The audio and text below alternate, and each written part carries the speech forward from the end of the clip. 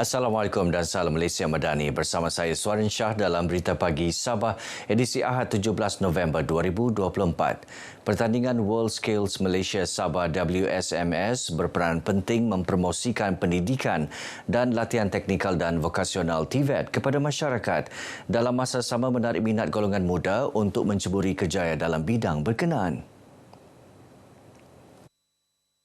Kita hadir untuk meraihkan penerima anugerah World Skills Sabah. Ini daripada Institut Kemahiran dan juga lain-lain yang menganjurkan pendidikan teknikal ataupun TVET. Kita bagi galakan supaya mereka betul-betul mempelajari ilmu kemahiran ini. Datuk Haji J menyatakan demikian kepada pemberita selepas merasmikan penutupan pertandingan WSMS tahun 2024 di Institut Kemahiran Mara IKM. Dalam majlis ini, pelajar IKM Kota Kinabalu, Muhammad Syawal dinobatkan sebagai pelajar terbaik keseluruhan pertandingan sekaligus memenangi anugerah tangan emas Ketua Menteri.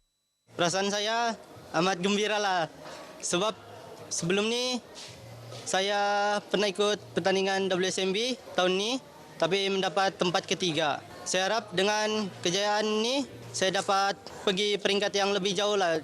Contohnya peringkat world. Usaha memajukan industri herba di Sabah akan terus dipergiat. Ini termasuklah mendaftarkan Karnival Herba Sabah sebagai hak cipta tanda dagangan bagi memperkukuh pengenalan dan reputasi di peringkat nasional dan antarabangsa. Menurut Menteri Pertanian, Perikanan dan Industri Makanan, Datuk Seri Panglima Dr. Jeffrey Kitingan, kerjasama kukuh antara kerajaan negeri dan persatuan bagi mempromosikan ekonomi herba dan kesedaran komuniti luar bandar juga perlu dipertingkat. Penerbitan buku-buku profesional sebagai rujukan penting juga perlu ke arah memelihara tradisi penggunaan herba sebagai langkah melestarikan ilmu warisan. Berpotensi yang besar untuk mengangkat ekonomi kita yang juga boleh membawa masyarakat kita ke ekonomi yang lebih tinggi. Bermula daripada penanaman, pemrosesan dan seterusnya kepada scientific processes untuk mengeluarkan produk-produk dan bahan-bahan yang boleh kita gunakan di seluruh dunia. So potential is very big. Kita akan lihat ini sebagai satu lagi sektor ekonomi yang baru.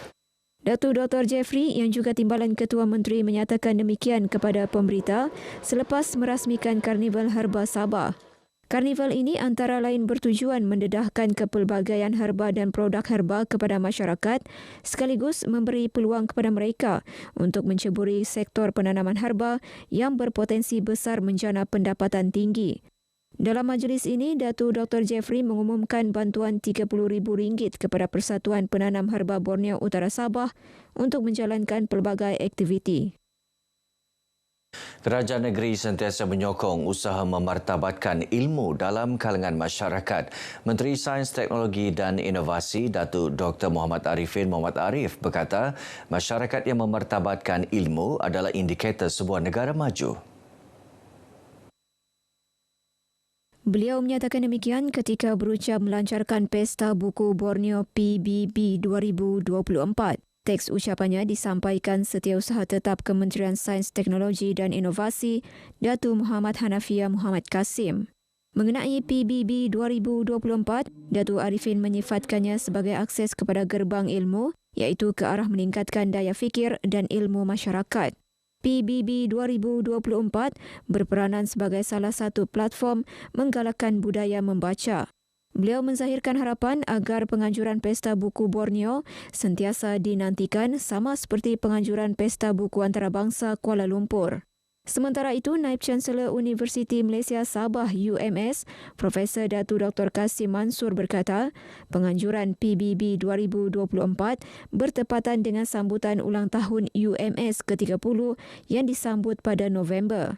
Bertemakan Borneo Membaca, PBB 2024 kali ini disertai 90 reruai pempamer, termasuk pempamer antarabangsa, antaranya Dewan Bahasa dan Pustaka Brunei Darussalam serta pejabat Mufti Brunei Darussalam.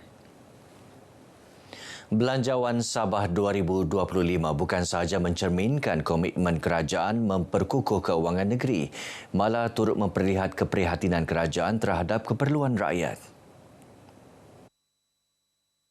Pembantu Menteri kepada Ketua Menteri Datu Nizam Abu Bakar Titingan berkata, sektor pendidikan antara yang diberi tumpuan dengan peruntukan RM127 juta untuk program biasiswa dermasiswa dan bantuan pelajar dalam negeri.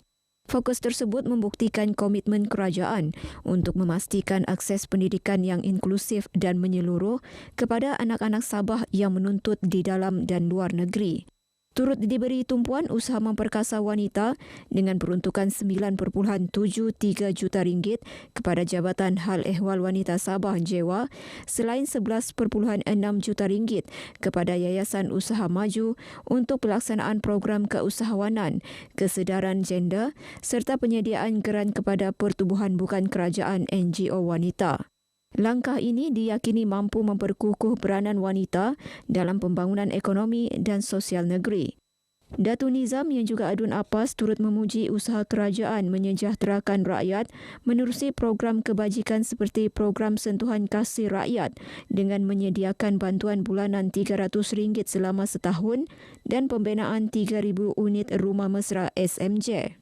Beliau optimis pendekatan yang diambil kerajaan negeri melalui Belanjawan Sabah 2025 akan terus memperkukuh asas pembangunan negeri dan meningkatkan kesejahteraan rakyat selain menjadikan Sabah sebagai negeri yang lebih makmur dan progresif.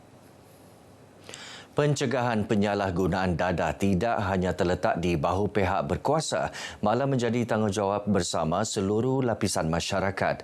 Dalam konteks ini, komuniti berperanan penting dalam usaha membentuk kesedaran, sokongan dan bimbingan kepada mereka yang terlibat dalam penyalahgunaan dadah.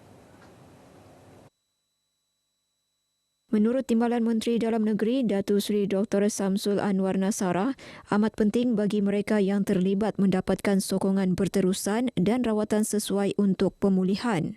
Beliau menyatakan demikian dalam program Ramah Mesra Timbalan Menteri Dalam Negeri bersama komuniti di Karambunai. Mengenai program berkenaan, Datuk Dr. Samsul berkata ia menjadi platform kepada Agensi Anti Dadah Kebangsaan AADK dalam meningkatkan kesedaran masyarakat mengenai bahaya penyalahgunaan dadah dan kepentingan pencegahan. Universiti Malaysia Sabah UMS menerusi Fakulti Sains Makanan dan Pemakanan menandatangani perjanjian penyelidikan dengan sebuah syarikat tempatan Yun Fook Resources Sdn Bhd. Ia bagi menjalankan kajian kesan pengambilan susu segar terhadap pertumbuhan murid sekolah rendah di negeri ini. Bercakap kepada pemberita, Naib Chancellor UMS, Profesor Dato Dr. Kasim Mansur berkata perjanjian penyelidikan ini dibiayai sepenuhnya syarikat berkenaan dengan jumlah geran RM80,820. Kajian ini juga merupakan program tanggungjawab sosial korporat syarikat selaku pembekal program susu sekolah bagi 11 daerah di Sabah dan wilayah Persekutuan Labuan. Sepanjang penyelidikan ini diadakan akan ada beberapa artikel-artikel yang akan kita keluarkan, akan kita terbitkan dalam makalah-makalah, dalam jurnal-jurnal permakanan-permakanan yang bersesuaian yang kita syorkan kepada anak-anak kita di sekolah rendah di Sabah. Sementara itu, Pengarah Urusan Yun Fook Resources Sdn Bhd, Profesor Ajung Datuk Yap Yun Fook, yakin hasil kajian dapat membantu pembangunan program nutrisi sekolah dengan lebih berkesan. Kalaulah ini projek sudah sukses, negara pun kurangkan import, jadi kita punya currency pun boleh turun. Jadi inilah yang projek ini memang bekerjasama UMS ni untuk jadi satu polisi masa depan. Kajian dijalankan selama setahun bermula Januari tahun depan diketuai Pensyarakanan Fakulti Sains Makanan dan Pemakanan UMS, Dr. Nurliza Jul Muhammad bersama penyelidik lain, iaitu Dr. Ko Ban Hock, Dr. Nurliana Aris dan Dr. Fan Huyen. Baik saudara, sekian paparan berita pagi Sabah kali ini. Menyusul selepas ini berita pagi Sarawak. Dari sungai hingga segara, Palestin pasti merdeka.